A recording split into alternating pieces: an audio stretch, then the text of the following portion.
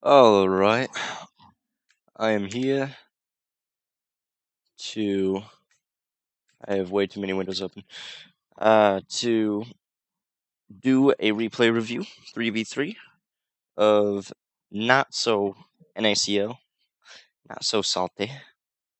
Right? That is the name. I'm not dumb? Yeah, I think that's the name. Anyway, I might jump into like a more of an aerial perspective later. But for now, I think I'll just stick on the player view, see what you see. Camera's good, and I'm sorry for any audio quality issues or like visual quality issues. I'm having a lot of trouble getting recordings to work with me right now. Alright, so sandwich is going. This is all fine. There's good spacing between the teammates right now. I kind of feel a little blind here. Well, you saw him way over there. Yeah. So there's not really much of a chance of the teammate creeping up, even though I think he tried to anyway. Yep, this is fine. Both teammates are up there, so you can just stay back here. I remember from playing with you, your rotations did look pretty good. Like your rotations looked pretty solid in terms of spacing with teammates and everything. It's good to stick on that. It's time to go back for sure. Could definitely have a bit more urgency when going back here. Like the quicker you get back there, like into that and I got a little tool here. The quicker you get back into this area, the better. And like where you got bumped there, that's unfortunate, but it's not, world ending. You can power slide out of that, and keep your momentum going, and use boost. You're gonna run over this boost anyway, so you can, um, with good recovery mechanics, you can go on as if nothing happened here. Keep your speed of play up. But yeah, it's good. Chilling on the back post. I like it. I'd wait, not creep on this one. Like you can pull out a little bit, but there's no real reason to boost or anything here. You can pull out into this side of the field a little bit if you want to, not too far, because if Sandwich over here gets a really good challenge on the ball, then you want to be able to circle back around and cover the back post again, because I guarantee you these guys aren't. But um, yeah, definitely stay across from teammates whenever possible. Like going into this corner with both of them over here is never a good idea. They're closer, and they're probably going to want to go for it. It depends though. Like if you have a team that you know how they play and everything, like maybe you can swing in here and take this. But yeah, for regular random people, I'd say let Oki pull up there. This is okay. It's fine. Yeah, you have to read him there and jump a little earlier.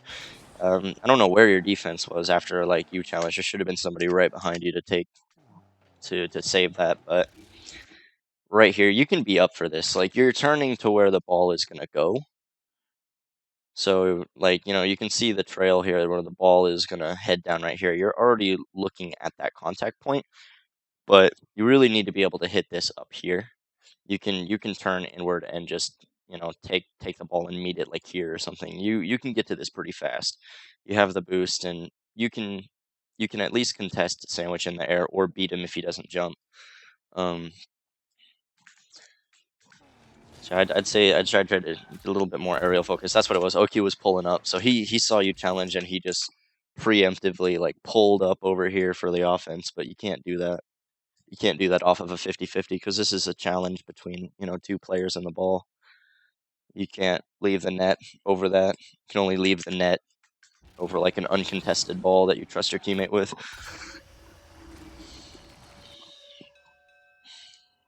And fix cam will help with these as well, I think. Like if you're gonna take this challenge on the ground, I'd say right about here. Well, he's already up. Yeah, you just should have been up earlier. Yeah, you gotta be up earlier for that. There's no taking that on the ground, especially especially in threes.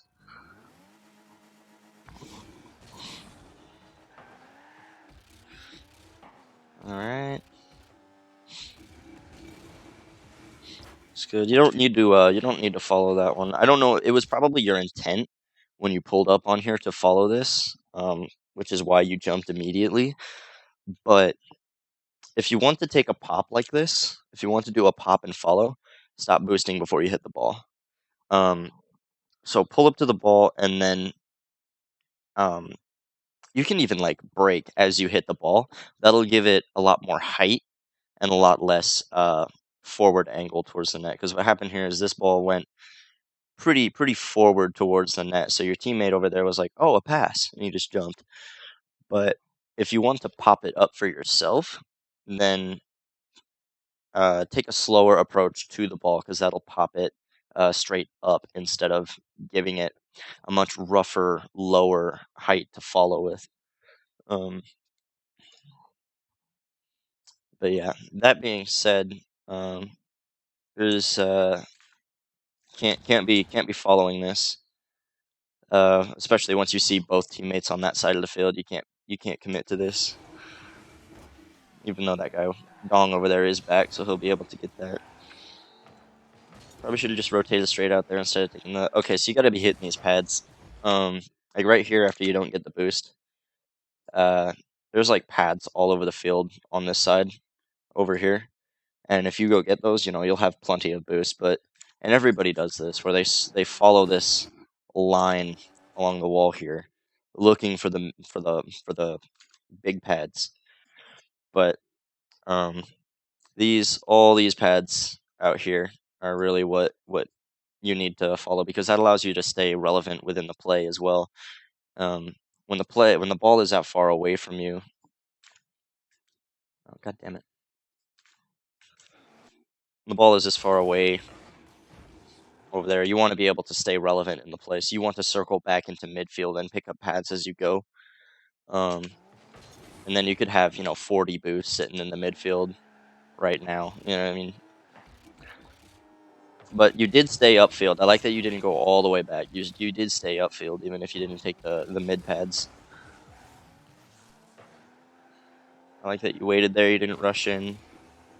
A little close behind teammate, but that's okay because he's winning them. Teammate's gonna come in.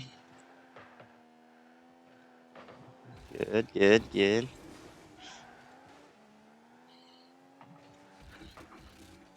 I think there's a little bit to clean up positionally, but for the most part, I think you have a good sense of where you should be.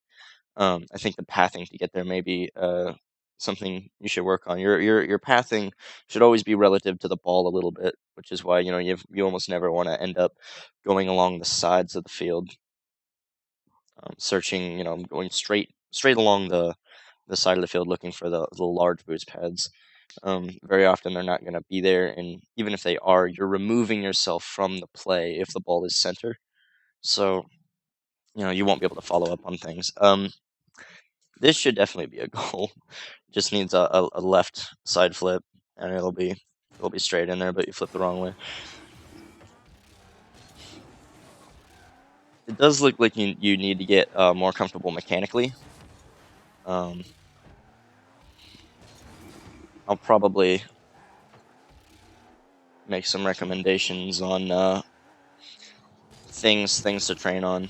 I don't mind you going for this too much, but there should be like an alarm bell going off in your head because you got teammate one right here and teammate two right here, and neither of them are going to recover. So if you miss your shot, it's a very very bad situation for your team. And it does get blocked. So I don't know how this turns out, but it's going to be a scramble for everybody to get back. Yeah, and see you can recover off of this and be like already back in. For me, like I just throw myself around the field in free play, trying to like maneuver my car in a way that I recover.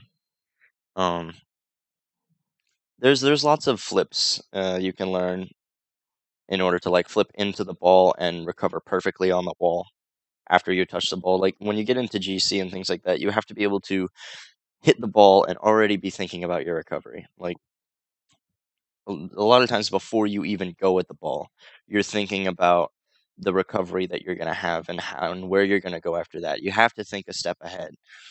So when you miss this challenge here, you've got to be, aware of where the post is and where the top of the goal is, so that you can land on it with your wheels and already be moving that way. You shouldn't be going into this corner. That's why I stopped here. So so your teammate just challenged this, and he's definitely going to want to follow this. And you've got your other teammate over here, and this whole section of the field is just open. You have to cover this space. You don't want this kind of space to be left over, especially in threes. Um, so yeah, this whole part of the field needs to be covered. It's just going to be a clusterfuck if you go in here, because they're going in there, your teammate's going in there, the ball's going in there. There's not going to be an easy time recovering. There's not going to be any boost. Um, and you're not really going to be able to make a play on this ball. The person who's best able to play on this ball is Oki right now.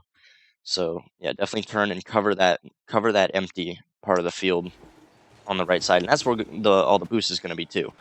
So, and yeah, see here you went all the way back, even though you're on offense. You have to, whenever you find yourself doing this, or you go all the way back on when your team is still on offense, um, you definitely want to be turning infield. You want to turn in towards all those boost pads. Like after you get out of this guy's way, you've got this boost pad, that boost pad, all these boost pads over here. And if you just path over them, or even like up here, if you just path over these boost pads, you'll have plenty of boost to keep making plays. And that's really what allows you to keep your speed up.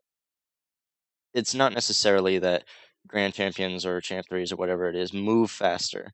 It's that they are pathing better a lot of times, and they're reading the play better. So yeah, when you go back here, you're kind of useless to your team. Like there's nothing for you to really do. There's no pressure that you can put on in this position over here. Um, so yeah, this you can go for this right away. Like I would be screaming at this ball right now. So that because you can beat Raider to this ball, and Dong's going for it now, but he was turned away the wrong way. So you can beat all these people clean, and just get an uncontested challenge on the ball. Or it's not a challenge if it's uncontested, is it? Well, you can uncontestedly take the ball and keep the offensive pressure on. Instead, what happens is nobody contests the ball, and now we're back in our defensive position. Which if you can avoid going from offense to defense, you usually should. There's no reason to jump for this. Um,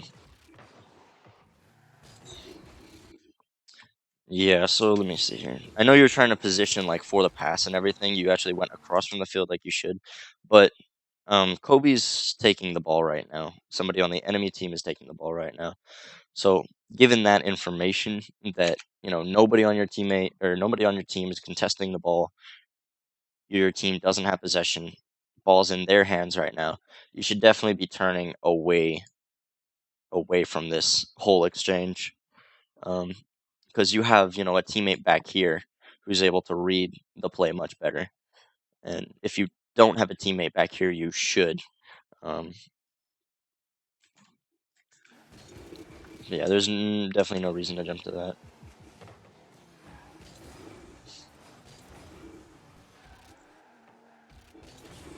This is all right. Yeah, yeah, you got to play that into the corner right there. It's just right here, or at least like 50-50 him, so that it doesn't he doesn't get a shot on the net.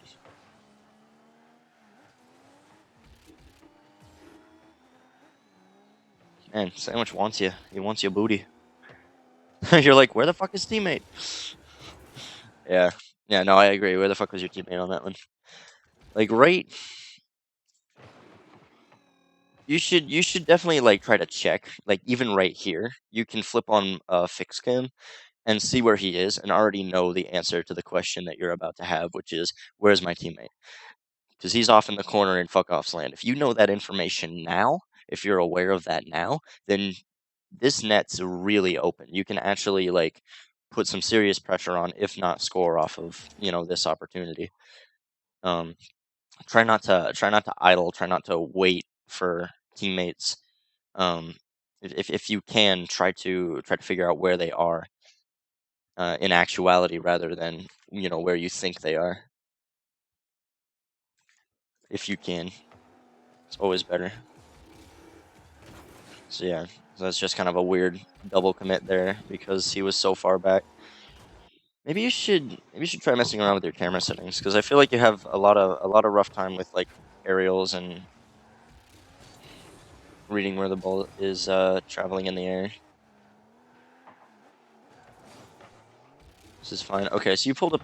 This is very important. And you were doing this earlier. I know you probably know enough about it to do it, but when you've got this simple 1, 2, 3 position here, if you're the third man on this, you do not want to pull into the middle of the goal until you have, usually until you have somebody rotating around to cover you, because this gap is not something that you want to have. This back post gap is not something you want to have. So generally, you only want to pull up if somebody else is pulling in, or if you're not on defense anymore, and you can, just move out into the rest of the field.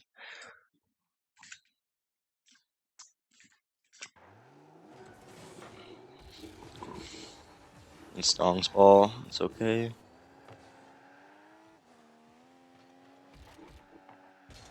Yeah, see, this is a decent ball for you to go for, even though you did get beat to it, but they double committed, and you definitely forced them into a rough position.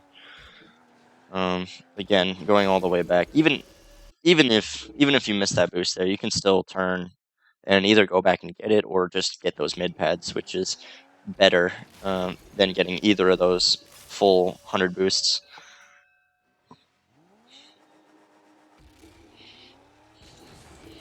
So no flip on the kickoff. I actually wasn't. I don't know if you took a kickoff yet.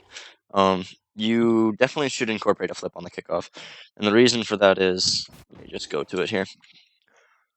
So even a simple forward flip, if you forward flip like say right here, forward flip right here, you've got 20 boost. Um, you should boost into the flip a little bit to give you a little extra momentum, but you don't want to boost through the flip if it's a forward flip because your ass will be facing every which way. It'll slow you down. But yeah, if you flip right here, and then you'll land right about there, right about here, you'll have landed. And this is a little early to jump for the ball too, but you'll still have that 20 boost or that 12 boost or whatever it is that you leave yourself with. You'll still have it right here. So you can either at that point you have so many more options. You can save your boost for after the kickoff and use it to recover the ball or just get into the right position. You can use it into the kickoff to get a little bit extra power. You can use it to beat somebody to the kickoff. Um, that being said, you did a pretty good job there with your end flip of getting goal side so that you didn't have a concession. But yeah, definitely incorporate a flip on every kickoff. Um, this is good. Looks promising. Bada boom. I like it. Just see how we got here. Yeah, this is confusing. It was definitely his ball. It's definitely confusing though because it's kind of center and you're both on either side. So I don't fault you too much for that. But yeah, good follow on the aerial here. Double jump aerial and everything.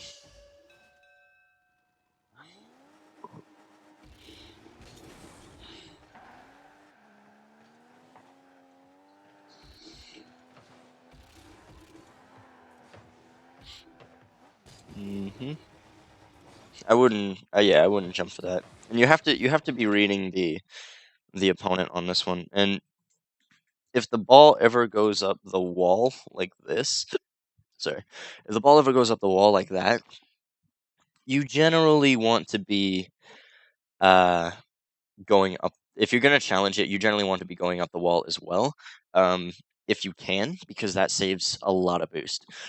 Because you're low, unless you're like already at max supersonic speed or something, or a really high speed. But when you're at a slow speed like this and you go up, you have to fight, uh, you have to, like, fight gravity and everything, you know, just with your boost. You have to accelerate yourself in the air just with boost, and that is hard, whereas accelerating yourself when you have traction is much easier. So you can actually get to this ball much faster if you just go to the wall and utilize the wall to get there.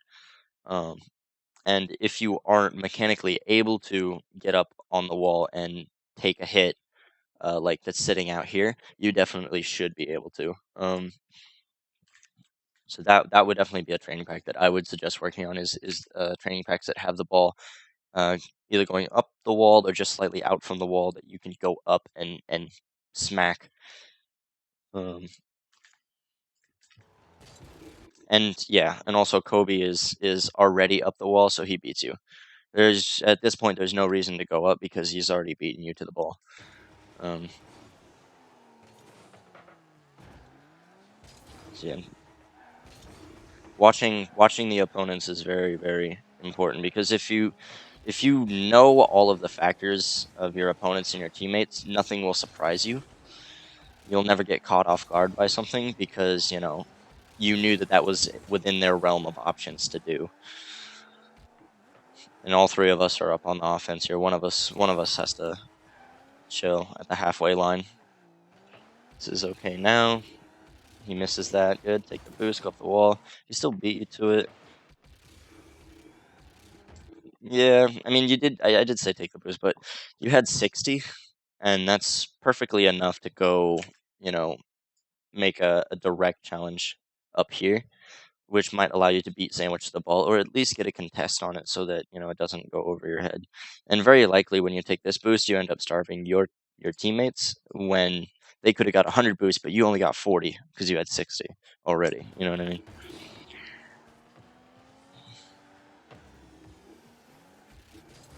I like the decision to just go back there because there were two people in that corner. You hit the back post. That's good.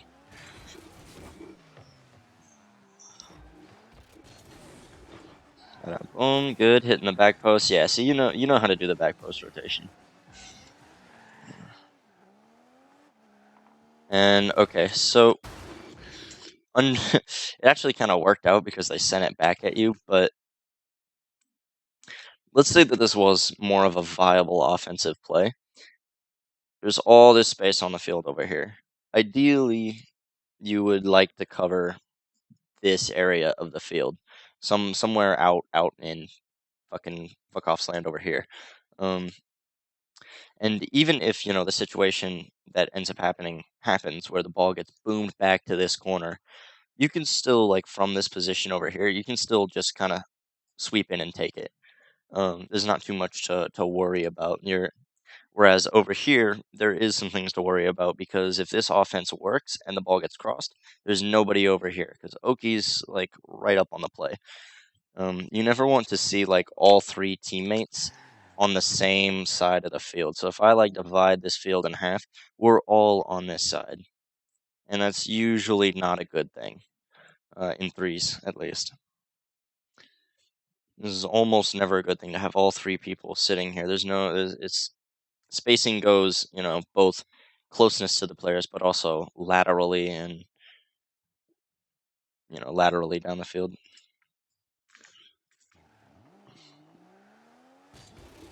But you will be able to get to that because they just boomed it back over their heads there. And is that oh, it's the end of the clock. I wasn't paying attention to the timer on the clock. I was like, what happened? Did they forfeit? Yeah, okay. All right, so yeah, that was a pretty good game.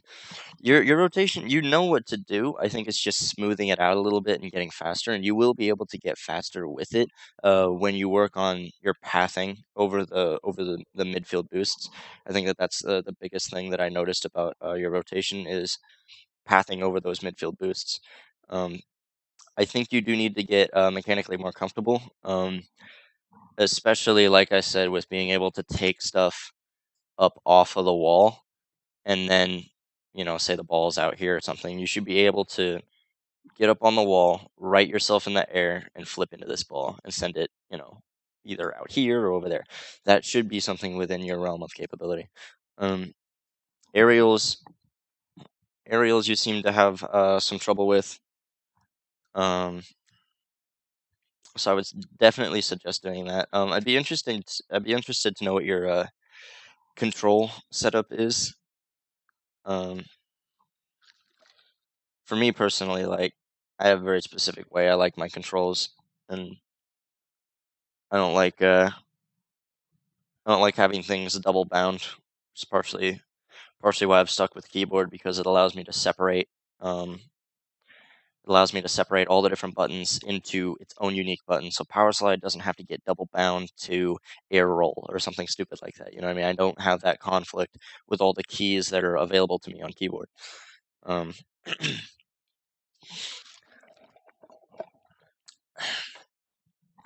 so yeah, I'll get some. I'll see if I can message you some like training packs or something that I think you should work on. I'd like to see, maybe I can work with you on this, but I'd like to see more um what training looks like for you if you do training. I don't know how much training you do if you just mess around and free play. You don't take it that seriously. I will say that training is a very, very important part of the game. I think that before you get to the mechanical or to the mechanical level of the average mechanical level of a GC, you need to build up more of a base. You need to strengthen your base comfortability with mechanics. So like earlier that side flip where you just flip the wrong way, that typically shouldn't happen if you're comfortable with your own mechanical ability. So I'd say a lot of some training on that. But other than that, like I really like how you're usually there for passes. You're usually across for passes. You know what I mean? So yeah, that was fun. I'll get this to you uploaded as soon as I can. Peace.